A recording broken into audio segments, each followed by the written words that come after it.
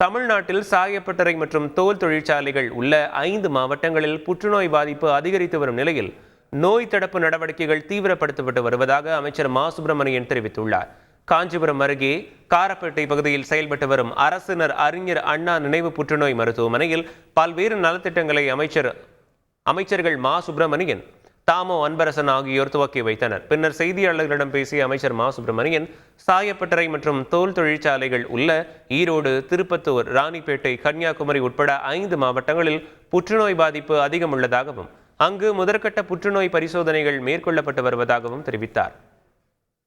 இந்த 5 மாவட்டங்களை பொறுத்தவரை சாயப்பட்டறை கழிவுகள், தோல் பதனிடும் தொழிற்சாலைகள் நிரம்பி இருக்கிற மாவட்டங்கள் என்று ஒரு 5 மாவட்டங்கள் மாண்புமிகு தமிழ்நாட்டின் முதலமைச்சருடைய வழிகாட்டுதலின்படி அந்த பணிகள் நடைபெற்றுக் கொண்டிருக்கிறது. தொடர்ச்சியாக அவர்களை இந்த பரிசோதனைகள் செய்யும் பணி, ஸ்கிரீனிங் செய்யும் பணி நடைபெற்றுக் கொண்டிருக்கிறது. தொடக்க நிலைகளிலேயே அதனுடைய பாதிப்பை கண்டறிந்து காப்பாற்றுகிற அந்த முயற்சி இன்றைக்கு பெரிய அளவில் பலன் தந்து கொண்டிருக்கிறது. செய்திகளை உடனுக்குடன் தெரிந்து கொள்ள உடனே சப்ஸ்கிரைப் பண்ணுங்க.